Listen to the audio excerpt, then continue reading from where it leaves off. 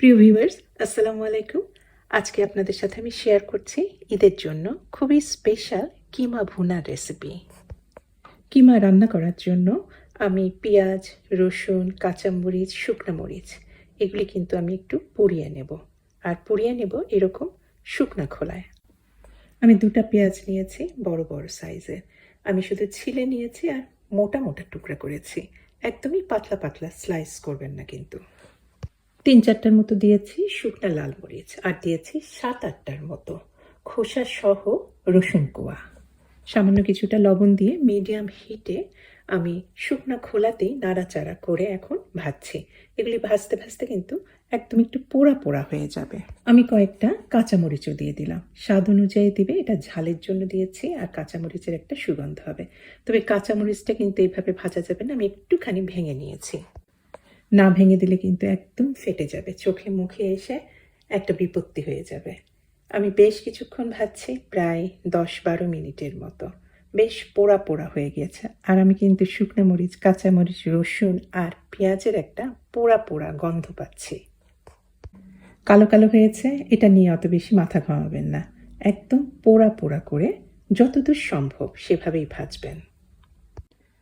ভেজে নেওয়া মশলাগুলি আমি সব তুলে নিচ্ছি। আর এগুলি কিন্তু একদম নরম হয়ে গিয়েছে। রসুনটা কিন্তু একেবারে নরম হয়ে গেছে, সেদ্ধ হয়ে গেছে। কাঁচামরিচ আর পেঁয়াজ তো সেদ্ধ হয়েই গেছে। পুড়িয়ে নেওয়া রসুনের চোকাগুলি এখন সব ছাড়িয়ে নিচ্ছি। এখন রসুনের চোকা ছাড়ানো খুবই সহজ। একদিকে একটু চাপ দিলেই দেখবেন যে ভেতরে পোড়া রসুনটা একদম সহজেই বার হয়ে যাচ্ছে, চোকা থেকে আলগা হয়ে যাচ্ছে।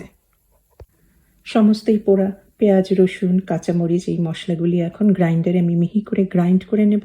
আর এর মধ্যে দিয়েছি আমি টিনের পাকা টমেটো ব্যবহার করছি। তবে টিনের পাকা টমেটো হাতের কাছে না থাকলে আপনার পাকা টমেটো একটু ভাপিয়ে সেটা দিয়েই কিন্তু এটা মিহি করে গ্রাইন্ড করে নিতে পারেন। কিমা রান্নার এই পোড়া মশলাটা তৈরি হয়ে থাকলো। এখন আর একটা জিনিস ওভাবেই পুড়িয়ে নেব। এটা একটা সবজি, এটা কিন্তু আর মশলা না। আমি একটা বেগুন, ছোট সাইজের একটা বেগুন আমি ছোট ছোট টুকরা করে নিয়েছি। বেগুনের টুকরাগুলি আগে থেকে একটু লবণ আর হলুদ মাখিয়ে রেখেছিলাম। সেটাই এখন হাই হিটে নাড়াচাড়া করে ভাজবো। এটা ভাজবো না ঠিক, এটা আসলে ওই মশলার মতোই পুড়িয়ে নেব। 10-12 মিনিটের মধ্যে বেগুন একদম পোড়া পোড়া করে ভাজা হয়ে গিয়েছে। যে চারিদিকে একটু কালো কালো খয়েরি রং ধরে গিয়েছে। ভাজা বেগুনের চোকাগুলি আমি সব ছাড়িয়ে নিচ্ছি। রান্নাটা এখন শুরু করব। তবে তার আগে আর একটা বিশেষ মশলা কি, সাধারণ মশলাই আসলে। 1 টেবিল চামচ পরিমাণ গোটা ধনে আর 1 টেবিল চামচ পরিমাণ শাহি জিরা আমি হামান দিস্তায় আধা ভাঙা করে রাখলাম। পরে এখান থেকে যতটুকু লাগে সেটুকু আমি ব্যবহার করব।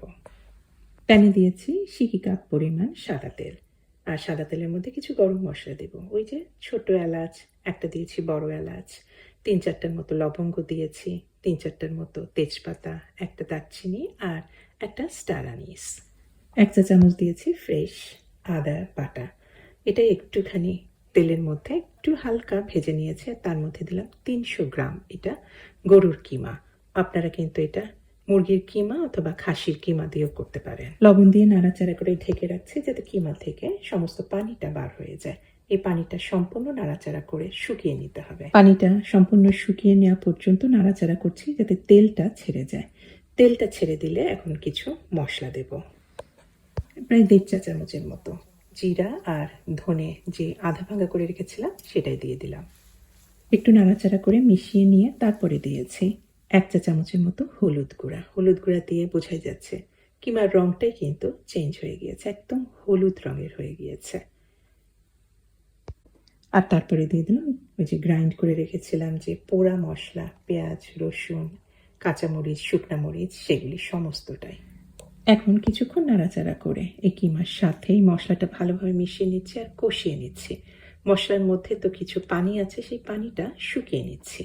বেশ শুকনো শুকনো হয়ে আসলে আমি দিয়ে দিলাম, আমি এখানে একটা বড় সাইজের আলু, সিঙ্গারার মধ্যে যেভাবে আলু দেয় কাটে সেরকম কিউব করে কেটে নিয়েছি, সেটা দিয়ে দিলাম। আর দিয়ে দিলাম গরম পানি এখানে প্রায় আমি দিয়েছি 1.5 কাপের মতো। এখন ঢেকে কিছুক্ষণ রান্না করব, 5-10 মিনিটের মতো। এর মধ্যে আলুটা কিছুটা সেদ্ধ হয়ে যাবে, সেদ্ধ হয়েও গিয়েছে এখন 5-10 মিনিটের মধ্যেই আলুটা। এখন দিয়ে দিলাম বেগুনের টুকরাগুলি দেওয়ার পর একটু নাড়াচাড়া করে এখন রান্না তো বেগুন তো সম্পূর্ণ রান্নাই হয়ে আছে। এখন ঢেকে রাখলাম যাতে বেগুনটাই কিমার মধ্যে খুব ভালোভাবে ব্লেন্ড হয়ে যায়। আরও 10-12 মিনিট রান্না করার পরে রান্না তো প্রায় হয়ে গিয়েছে। আমি গরম মশলাগুলি এখন তুলে নিচ্ছি। খাওয়ার সময় গরম মশলা মুখে পড়লে আসলে অত ভালো লাগে না। তেজপাতা, দারচিনি যেগুলি দিয়েছিলাম সেগুলি সব তুলে নিচ্ছি। আর পেঁয়াজ যে আমি পুড়িয়ে নিয়েছিলাম সেই পেঁয়াজ কিছুটা রেখে দিয়েছিলাম, তো সেইগুলি আমি আবার একটু টুকরা টুকরা করে কেটে নিয়েছি। এখন সেগুলি আবার কিমার উপরে দিয়ে দিয়েছি। এগুলি গোটা গোটাই থাকবে, দেখতেও ভাল লাগবে, খেতেও ভাল লাগবে। আমি 2টা শুকনা মরিচও উপরে দিয়ে দিলাম, আর দিয়েছি 3-4টার মতো কাঁচামরিচ, একটু ফেলে দিয়েছি সুগন্ধের জন্য। আর দিয়ে দিলাম ফ্রেশ ধনেপাতা কুচি। ব্যাস, খুব সহজেই তৈরি হয়ে গেল পোড়া মশলা দিয়ে ঈদের খুব স্পেশাল কিমা ভুনা। এই কিমা ভুনা ঈদের সকালে পরোটা, নান অথবা হাত রুটির সাথেও কিন্তু একদমই জমে যাবে। অবশ্যই করবেন, সবাই পছন্দ করবে। আর রেসিপি যদি পছন্দ হয়ে থাকে অনুরোধ করব অবশ্যই আমার চ্যানেলকে সাবস্ক্রাইব করে আমার চ্যানেলের সাথেই থাকবেন। তাহলে আজকে এখানেই শেষ করছি, সবার সুস্বাস্থ্য আর কল্যাণ কামনা করে। আমি হুমায়রা, আল্লাহ হাফেজ।